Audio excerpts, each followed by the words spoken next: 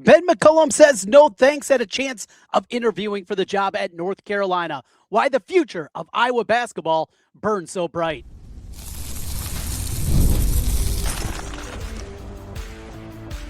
You are Locked On Hawkeyes, your daily podcast on the Iowa Hawkeyes. Part of the Locked On Podcast Network, your team every day. And I'm Trent Condon, and this is the Locked On Hawkeyes podcast. Thanks for being with us and making Locked On Hawkeyes your first listen every day. We got some transfer portal news as the portal opened up on Monday.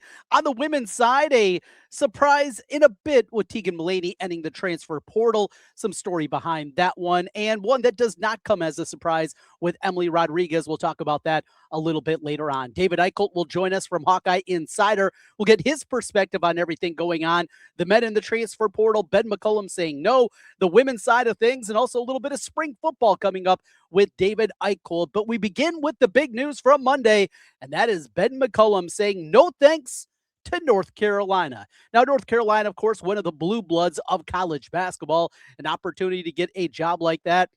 One that is not easy, certainly, to turn down. So the story behind this one comes from Matt Norlander from CBSSports.com. In fact, Matt's going to be on my radio show tomorrow, and we'll get his perspective and a little deeper dive into things. But this is a report that he had from Monday when he said this.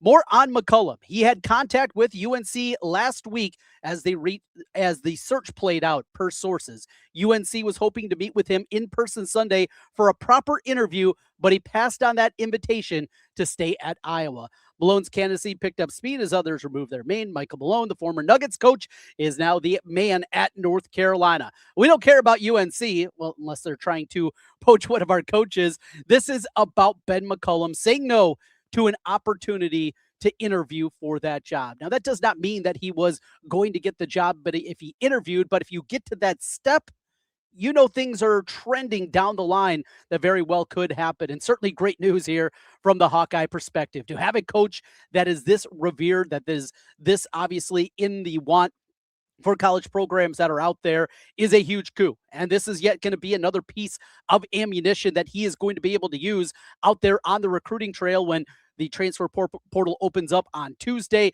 And now obviously things are going to be going crazy at that point in time.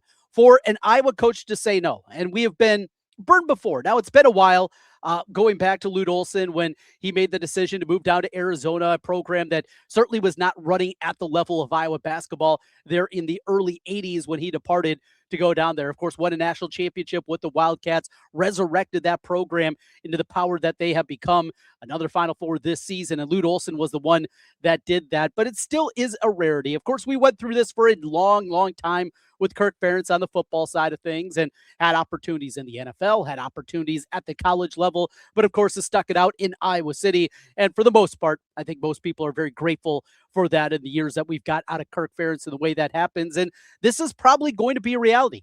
Ben McCollum, what he has done and the way that he is known in basketball circles, his name is going to continue to be out there. But if Beth Getz, the athletic director for Iowa, can continue to maintain this program, continue to obviously get the finances that are needed to compete at the highest level, you just have to feel great about the spot that they are. We know in the transfer portal, they have two major needs, and that is where a majority of their money they're spending is going to come at the point guard position, going out and finding the replacement for Bennett Sturtz, a huge need there, and then finding that rim protecting big man, a guy that can go in, be your more traditional center that they didn't have this year. Man Yao obviously played hard, was aggressive in there, but he was just giving up size. And in the Big Ten, and as we see on Monday night in this national championship game with Michigan, size definitely still is an issue in basketball, regardless of the changes that we've seen in the style of play and the way things are played. You have to have big guys, and certainly in the Big Ten, and that is going to be at the top of the list for Ben McCollum and company of putting this together. There's going to be some names that emerge. We'll talk a little bit more with David Eickholt about that, and a few of those names maybe to keep an eye on here as things open up. Still have the question, what's going to happen with Alvaro Fulgaris? If he is going to depart and go into the transfer portal, he's going to have offers, bigger offers than what Iowa, I think, is willing to spend at this point for a guy that was incredibly inconsistent throughout the course of the year. We saw him burning bright, though, the way that he played in the NCAA tournament all the way up until the Elite Eight game. And another selling point for Ben McCullum, to be able to do this with outside of Bennett Sturts, guys that were cast-offs, guys that were not playing at the most well-known places out there, from Manwau and Combs, and beginning their career at Wyoming before they made their way to Drake, the Northwest Missouri State guys, Tate Sage, who was ranked in the 300s by the recruiting services, and what we saw out of him. It's exciting. A freshman class that is going to come in with a lot of firepower. Trey Thompson coming off his redshirt year, Ethan Harris, and the excitement that he generates, now going out there and finding some guards. I think that combo guard, lead guard position is going to be important, along with the rim protector that we mentioned. But it is an exciting time when an Iowa coach says no to a blue blood. This is incredible news. Now, Beth Getz also needs to work on some kind of new contract, and that's going to be not just a raise for Ben McCollum, and certainly more assurances of what he wants and what he wants his program to do. Look, we got the right guy. And we go back to just over a year ago when we were having these conversations, and if it made sense to go after more of a Darren DeVries, who ultimately chose Indiana. Iowa ends up with Ben McCollum, and some of the maybe questions. Look, this guy was a D2 basketball coach just a couple of years ago. Is this going to work? We obviously saw, yes, it can work in a big time way. And the excitement level continues to rise for Iowa basketball. And that is a good thing. Let's talk more about this with David Eickholt from 24/7 Sports. HawkeyeInsider.com is where you can find all the information for David. We'll get his perspective on this. We'll talk about the transfer portal on the men's side. A couple of names to keep an eye on as well. That's coming up as we continue right here on Locked On Hawkeyes. Way Day is here, and if you've been thinking about upgrading your space, this is the time to do it. We're talking about some of the best deals of the year on furniture, decor, outdoor essentials, everything you need to refresh your home. During Way Day, Wayfair is offering up to 80% off with fast and free shipping on everything, making it easy to find pieces that fit your style and your budget. It's super easy to filter out by style, by size, by price, so you're not wasting time scrolling through everything. And Wayfair verified products are vetted by specialists, so you know you're getting quality. Whether it's upgrading a room, adding outdoor pieces, or finding something that ties your space together, it makes the whole process simple from start to finish. Way Day is the sale to shop the best deals in home. We're talking up to 80% off with fast and free shipping on everything. Head to wayfair.com April 25th through the 27th to shop Way Day. That's Wayfair, WAYFAIR.com, Wayfair.com. Wayfair, every style, every home.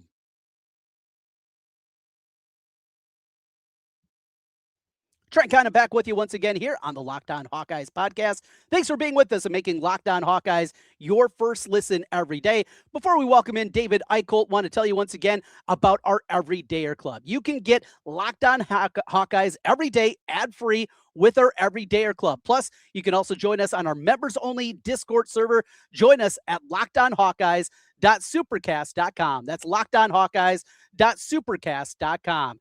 Opportunity to talk with David Eickholt earlier today. Some of the news that has changed throughout the course of the day happened before we recorded, so just keep an eye on that. We'll get back into the women's portal as well a little bit deeper with the question that we had. But here is David Eickholt from 24/7 Sports as we talk some more Hawkeyes with David. Let's get David Eickholt in here. He joins us, HawkeyeInsider.com, 24/7 Sports. Thanks for coming on, brother. How are you? We're staying busy, man, but it's all good. It's a fun time of year, and I'm just kind of counting down the days till the end of April. Then it feels like we get to check out a little bit more. Yeah. But we're good, man. We're thriving. No, the portal obviously is going to keep everybody busy, no doubt about that. Hey, I do want to ask you, before we get into the portal, we'll do some football, obviously, as well, as we haven't spoken with you in a while, and I know Ferentz, et cetera, has met with you guys, members of the media, so we'll maybe bring that up again.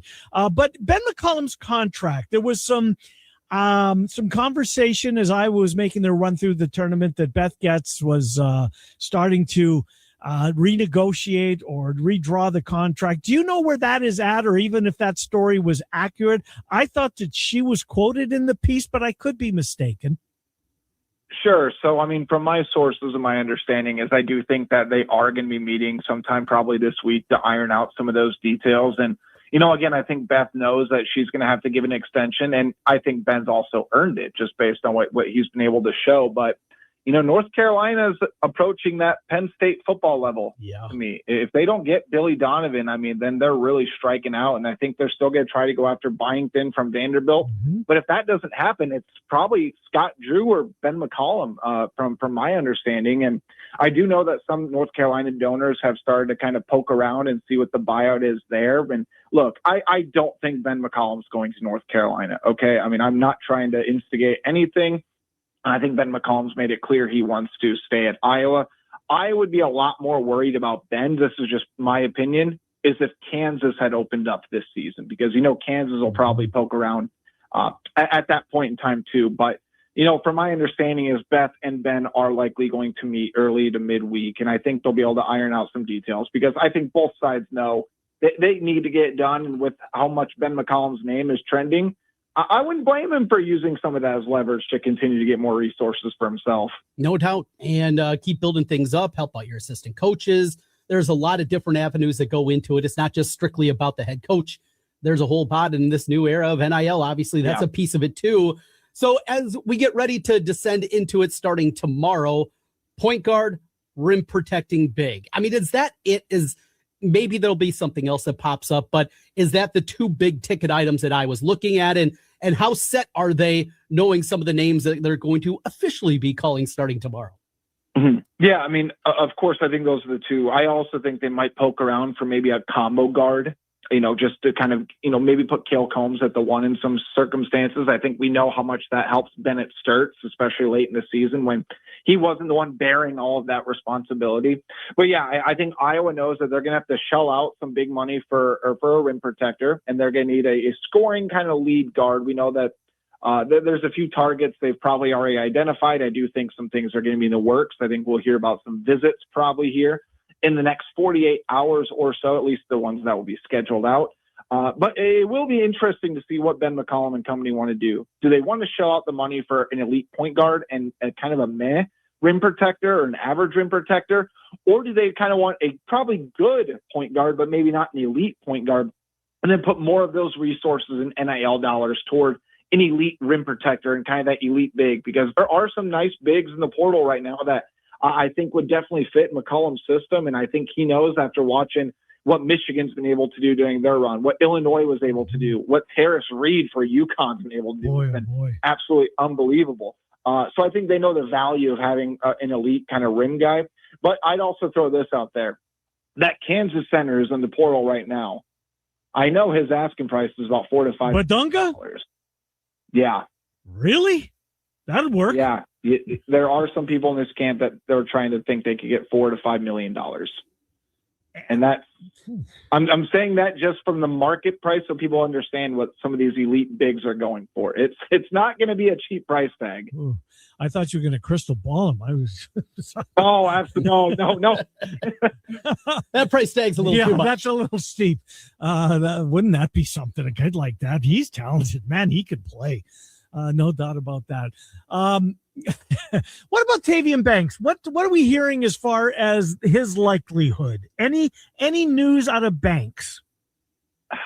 I think he's kind of prepared that it's over, quite frankly. I think at this point, based on everything I'm hearing, I'd be very surprised if Tavian Banks, if he was given the waiver, if he came back. Look, I think Iowa would obviously take him, but it's also one of those things, and this is where decisions have to be made.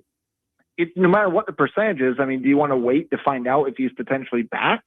Because that you're talking about, withholding some NIL resources for potential other pieces in the portal. You have to shift around kind of your thinking about the portal and all of those things. As good as Banks was, and look, Banks in that first half against Florida, I hope people give him enough credit. He's a big reason why Iowa beat Florida in that game. He's consistently one of the toughest guys on the floor. I think you just can't bank on him coming back, no matter how it looks. Especially with how critical these next 2 weeks are. We talk about McCollum's extension, we talk about the portal opening, all of these things. I think that both sides would be open to that idea. And if you have to make it work late down the stretch, if for some reason he does get the waiver, you do what you can to make it work, but you move forward with the assumption that he does not return to Iowa.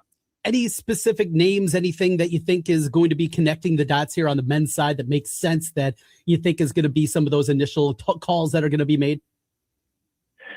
So I look at a couple. I think Finley Bizjack from Butler is going to be a guy, 17 points a game. Probably not the best assist guy, but he can go out there and he can get you a bucket. His usage rate at Butler was incredibly high.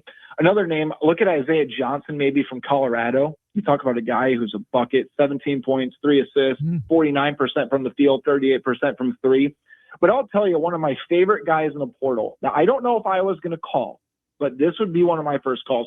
He's from Furman, Alex Wilkins, 6'5", 18 points and 5 assists a game. And Furman has one of the most efficient and fun offenses year in, year out in college basketball. I think if you're talking about a guy that can create his own shot, a big playmaker, and a guy who's not afraid to go challenge opposing bigs at the rim, I think he's the guy there. And another guy, just from a front court perspective, Anton, I think it's Bonke from Charlotte. He's 7'2", about 11 and 9 average, and he gets about 2 blocks a game. He's got 1 year of eligibility, but you talk about from a size and athleticism perspective, he kind of fits McCollum's billing. What about going the other way? Any Fulgaris news? I don't think so at the moment. I will say this. I would still lean he does not return to Iowa if I had to crystal ball it. I mean, I'm 55-45. I think both sides would like to remain in Iowa City. I think he has a good relationship with the coaching staff, and his teammates have obviously spoken highly of him. But we know what Fulgaris would get in the portal. And it's one of those things to where, do you really want to allocate those resources to a guy with respect? He made big plays. His Iowa legacy is secured without question, right? Do you want to sell out 7 figures for a guy who was inconsistent all year? I just don't. I think the thing that Ben McCollum wants more than anything else and what makes his system work and his X's and O's work, it's consistency. Alvaro made some big plays, but when he was bad and the matchup wasn't right, it just did not work out. And I think right now, given Iowa's roster, he'd have to play more of the 5, and he wants to play the 4. And you talk about how much you'd want to pay him, which would take money away from getting an elite guard or a true rim protector. If Alvaro's willing to take a little bit of a discount compared to what he's being offered, I think you bring him back. But if you're given the choice about putting those, I'm just throwing out a hypothetical number here, right? If you have a $1.3 or $1.4 million, do you want to throw it to Alvaro Fulgaris or do you want to throw it at a rim protector? Given what's already on the roster and the logjam that's at the shooting guard through the power forward position. Remember, they got Trey Thompson, Ethan Harris. I think I won't say you let Alvaro walk, but it might be best for both sides if it does end up coming into fruition. But I think he'd be welcome back to Iowa City. Over to the women's side, we mentioned Tegan Mulaney in the portal, the unfortunate news of her boyfriend passing away, and anticipate she's going to get closer to home. What about Emily Rodriguez? Still? I mean, we go back to, we thought this thing was over in December, and here we are with the portal open. Is there even a sliver of hope that maybe Emily Rodriguez is going to be part of this team next year? I mean, I'm never going to say never, but I'd be stunned. I would too. Trent, I mean, I told you guys back in December, I was pretty surprised she came back for that second semester. Yeah. I know I'm not the only one of our colleagues that thought that. I thought she was kind of going to be off the team or they were going to part ways, but it's unfortunate too, because Emily fits so much of what Iowa was missing. You talk about a person who could go create her own shot. She can finish at the rim. I think at times she was outplaced defensively, but she was still learning the system. But from a prototype of what Iowa needs, she does fit that bill. And with all of them that are already in the portal for Iowa, she would have a role. But I just think with the back injury, with all the other drama behind the scenes, and, I'll say it. I mean, I told you guys back in December, do you know how hard it is to tick off Jan Jensen? And even in her press conference, she had said one sentence about her. It goes like, oh, well, she's working her way back. Jan does not speak that direct and that short at times. And that's not a character indictment. That's just how she kind of interacts with the media. I got to say, man, maybe 5%, and I still might be pushing it a little bit too high. I'd be floored unless something has drastically changed here over the last several weeks. Who's Jan going to be looking at? What's their area of need? Yeah, I mean, I think it starts with perimeter shooting, outside shooters, snipers. I mean, they went 6 of 42 from 3-point range in the NCAA tournament. But if I'm them, you know what I do? I'd throw every dollar possible at Kamora Johnson from Virginia. Yes. Because she's in the portal and she is absolutely elite. I think she'd pair alongside Chit Chat right very nicely. But obviously a name that's already out there, and there is going to be a visit in the works. That's Iowa State's Kenzie Hare, the former Marquette sharpshooter. I think she would fit a very nice need for what they need. But again, people are going to overreact to names if they're a rotational player and their stats. But I think it's important to remember, guys, they need probably 4 people out of the transfer portal. Yeah. Like these are not going to be all impact players. But I think they need some elite outside shooting. And more importantly, I think this has been a key thing that Jan Jensen's teams have been missing. They need more players that can create their own shot.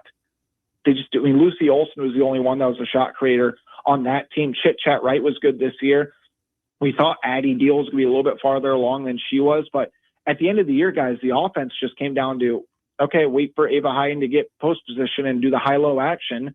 And that's why teams collapsed in the paint until Iowa hurt them from outside. But unfortunately for Iowa, they never hurt them from outside. Do you anticipate taking that a step further? The triangle offense that they employed this year with Stuelke made sense in the high post. Is that something that is always going to happen under Jan Jensen, or are we going to see some more evolution offensively of what they're trying to do depending on the kind of the pieces that they have each and every year?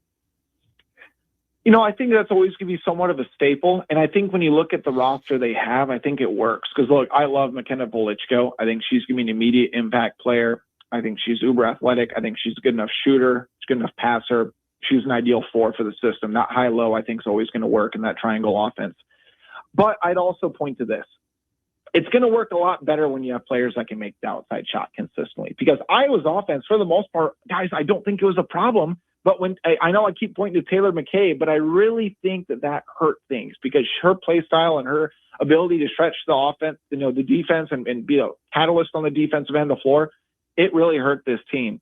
I do think the biggest area of need of Jan Jensen's growth and something she's going to look very closely at this offseason, when it comes down to getting a bucket in clutch time, they just always looked like they weren't ready for the moment. I mean, I think back to Chit Chat, right? That last regulation against Virginia. And then you think about the end of the first overtime when Ava got the ball with 1.5 seconds left. And she just kind of stared and looked at the rim and didn't put up a shot. And she admitted she thought there was more time on the clock than there was. But I think when you talk about out of bounds plays, when you talk about end game situations, I think that's the area that really needs to grow more so than the actual scheme of the offense, if that makes sense. Done on basketball, Trent, couple on football. Let's get your thoughts on where football is at as they go through their spring practices. You heard from Ferentz last week. What stuck with you, David Eickholt? I mean, I think Jeremy Hecklinski and Hank Brown is going to go down to the wire about who starts. I think Hank Brown's more of the traditional Kirk Ferentz kind of quarterback. He's more of a pocket presence. He does everything very consistent according to the staff and the teammates. The teammates love him. But Jeremy Hecklinski is a guy who wants to push the ball downfield. But the other thing that was really interesting to me was I asked him about Hecklinski and I asked him about the Drew Tate comparisons and his kind of gunslinger mentality. Kirk also brought up C.J. Beathard in comparison with Hecklinski, not from a physical standpoint, but he said Jeremy Hecklinski is a guy who he'll make some passes. He'll force the ball to fit in ridiculously tight windows. He just needs to learn when to take those chances, when not to. But he said C.J. Beathard was the same way, and he kind of mastered when to take those risks versus not. And I think if you're talking about 2 of the, 4 best quarterbacks in Kirk Ferentz era, and you have a guy fighting for a spot, Kirk doesn't throw out those kind of statements lightly. So I'm keeping a very close eye on Hecklinski. The other thing is Tony Diaz, I think, is going to be a major part of this team. Yeah. The way he kind of, I don't want to say gushed about Tony Diaz, he made it pretty clear he was pretty happy. That's gushing for Ferentz. Of him. Don't you? I agree. Yeah. And my big takeaway too, it wasn't a guy that's been on campus either. Somebody that has been there for a couple of months and have Kirk talk that way about a new guy, that is a rarity. So expectations going to be through the roof again, and we'll see if they actually throw the ball down the field. Are you going to be holding your breath, David? Not until I see it. Okay. Then again, we all saw 2 passing touchdowns from Cade McNamara in the first game. Yep. We saw what happened after that. So we'll circle back around week 6 or so, and then we'll see where they're at. Good stuff. HawkeyeInsider.com. David Eickholt. David, as always, appreciate your contribution. We'll talk in the weeks ahead. Thank you, David. Thanks, guys. Take care. Yeah. Have a good week. Yeah, you're the same. David Eickholt, as we check in on Iowa. Always great stuff from David Eickholt. Appreciate his time and great insight there. We're going to talk a little bit more about the transfer portal on the women's side of things, get into it a little bit more, and a deep roster change that we're going to see from the Iowa women's team. What Jan Jensen has up her sleeve. We'll talk about that as we continue. This is Locked On Hawkeyes. It's tax time, but for a lot of us, the old way of doing taxes is a lot. Trying to book an appointment that's not the most convenient, sitting in a waiting room with a stack of papers, emailing back and forth, wondering if they really get your situation. But this year, you're getting a major upgrade. Intuit TurboTax now has in-person locations nationwide. You can meet face-to-face with a real tax expert, and your documents get uploaded straight to your TurboTax app on the spot. Just like that, you're done. Your TurboTax expert works to get you every dollar you deserve, while you get real-time notifications as you go on about your day. It's a relief of walking in and meeting a real person and walking out knowing your taxes are being handled right. Head to turbotax.com/local to find a store near you and book your appointment today. Trent Condon back with you one final time here on the Locked On Hawkeyes podcast. Thanks for being with us and making Locked On Hawkeyes your first listen every day, your daily Iowa Hawkeye podcast. Glad to have you aboard with us. With the portal opening on the women's side, it'll be on Tuesday on the men's side. There's going to be a ton of action, and we got you covered each and every day here with the latest on Locked On Hawkeyes. Let's jump back over to the women's side and talk a little bit. Again, David Eickholt recorded that earlier in the day on Monday before it became official, with Emily Rodriguez joining the transfer portal. No surprise, something that we anticipated was going to happen. It was a little bit odd, I guess, that she waited until the day that the portal officially opened, but regardless, they move on from that. And we know that they need outside shooting. The way the end of the season went for them, the loss to Virginia in the round of 32, even the game before that in the NCAA tournament against Fairleigh Dickinson, they need outside shooting. And that injury to Taylor McCabe, though they were able to mask things certainly a little bit throughout the course of the year, Taylor Stremlow took a big step forward, but late in that game against Virginia, Chit-Chat Wright looked very indecisive at that spot, even as well. She shot the three-pointer this year. They need more shooting from the outside. You feel like the baseline is great. You, of course, have a potential All-American in the middle with Ava Hayden. And we saw her emergence this season and the big step forward that you have. I anticipate you're going to see a big step forward also this offseason from Layla Hayes. That at times looked uncomfortable out there as a freshman, but also remember some of the things we saw from Hayden as a freshman. And she's going to be your backup center. What they're going to bring in with Wilichko and the excitement that's going to be growing there.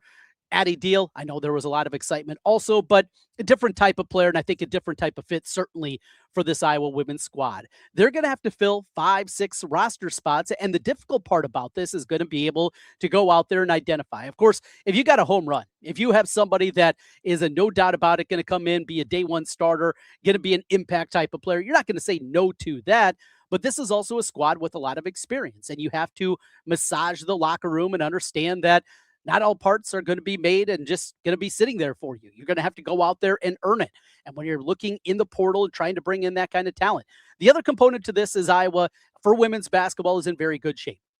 The obviously run from Caitlin Clark has helped immensely. The amount of money that is being put in from outside forces in the NIL space definitely helps in women's basketball. It is in the top tier of women's basketball, not at the tip top, not at the absolute highest level, but certainly most reports are top 10, top 15 at minimum range in terms of NIL spending. That's what Iowa has an ability to go out and do in the portal. I know a lot of people want to connect the dots.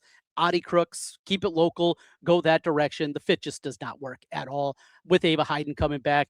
Just cannot envision that the way that Iowa plays. It does not seem like a good fit. Even as talented as she is offensively, the defensive end of the floor certainly leaves things to be desired, and the fit's not going to be there for that one. They are after Hare. They got a visit from her, another Iowa State transfer.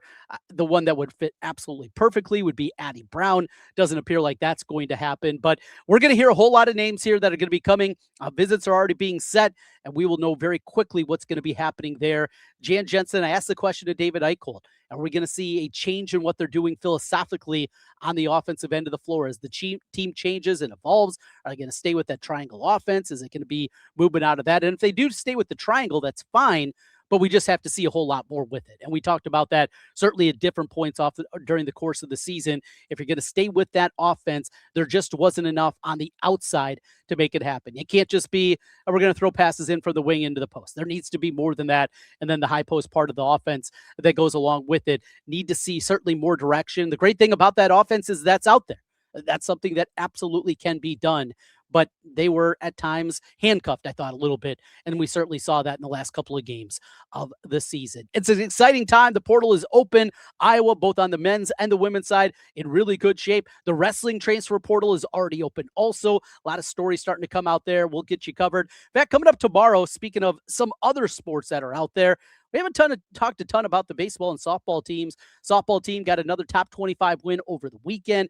Baseball team got a series win against Minnesota. So we'll talk a little bit about that, kind of set the scene for the spring sports with Iowa softball and Iowa baseball coming up tomorrow, but a whole lot on the transfer portal. Again, thanks for being with us here on your daily Iowa Hawkeye podcast. We are Locked On Hawkeyes. If you never miss an episode of the show, the Everydayer Club is built for you. You can get Locked On Hawkeyes ad-free, plus members-only Discord access and more. Go to lockedonhawkeyes.supercast.com to join the club. lockedonhawkeyes.supercast.com is where you can go and get the show ad-free. That'll do it for today. We'll be back with you tomorrow. Thanks for joining us. Until then, go Hawks.